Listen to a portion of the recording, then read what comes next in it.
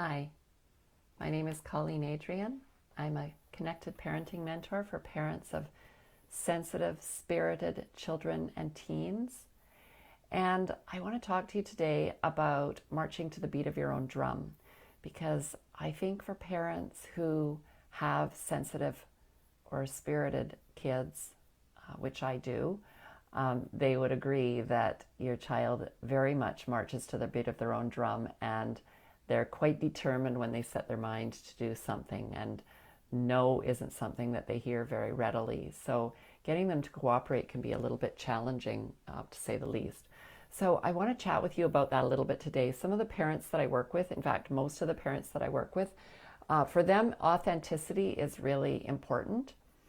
And so that's part of the challenge as well. They really want to make sure that they honor who their child really is and allow them to express themselves authentically.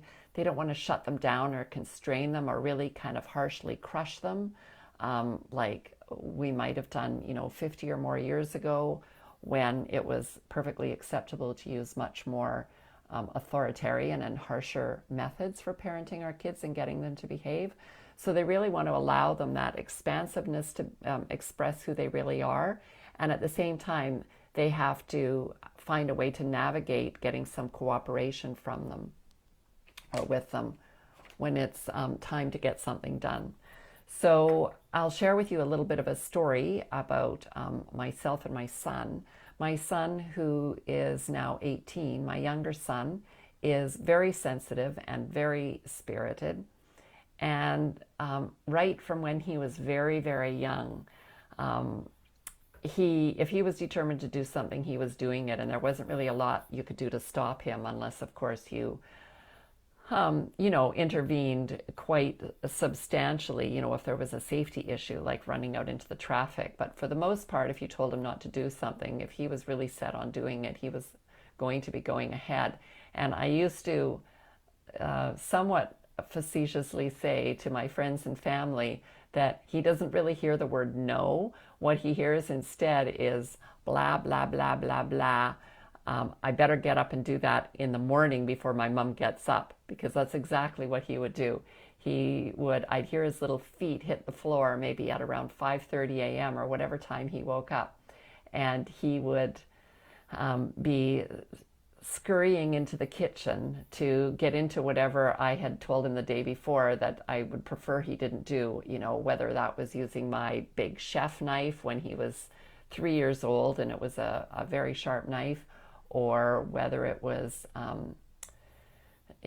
caught him one time standing on a chair that had wheels on the bottom of it, and he had stacked a couple of pillows on top, and he had the tongs, and he was teetering and reaching up and trying to get something that he wasn't supposed to have. So that's a child that marches to the beat of their own drum.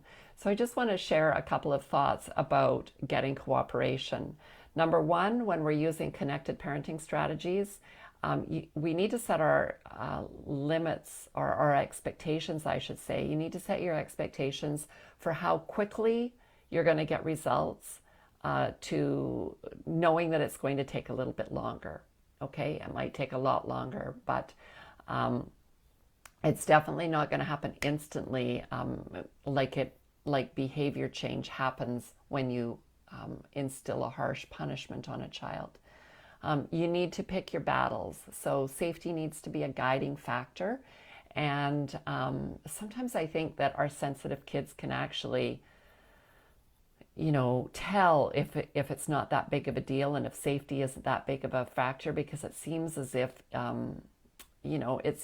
when safety really is a factor, maybe it's the tone in our voice or something that they respond to, but it seems as if it's easier to get cooperation when it's really genuine, and when we're aligned authentically with ourselves in telling our kids that it's not safe, as opposed to perhaps something that just makes us a little bit anxious.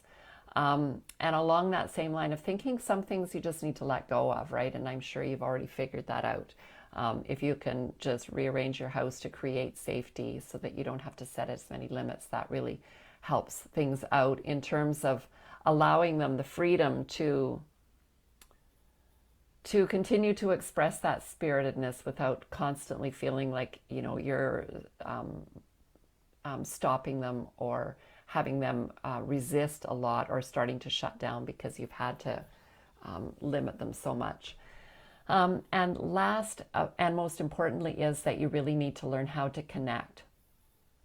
If you don't have those skills already, there isn't any way around it. These kids need us to connect with them. I know that from experience. I had to learn it. If you grew up in any kind of an environment where there wasn't a really strong connection emotionally with your parents or your other caregivers, you may need to learn some of these skills too in order to build a more cooperative relationship. When I first tried to connect and I failed, I actually ended up resorting to using some things like enticements and, consequences, mild consequences. And I knew that the book said that it wasn't a good thing to do, but it was a last resort because I just couldn't figure out how else to get cooperation. And really, it is a subtle form of coercion. And I can tell you with certainty that it fractures your relationship. It's not worth it in the end. You get short-term cooperation, and in the long run, your relationship suffers. And at some point, if not before, for sure, when you get to the teen years, you need that connection to be strong. So I guess the last thing I want to say about that is that the journey of learning to connect is a really worthwhile journey. It does take practice and some effort to learn it over time, but it not only really enhances our lives as parents, because it impacts all of our relationships, not only our relationship with our child or children, but it really gives our kids the gift, a couple of gifts. It gives them the gift of being able to use those connection skills that they've learned from you in their future relationships with others.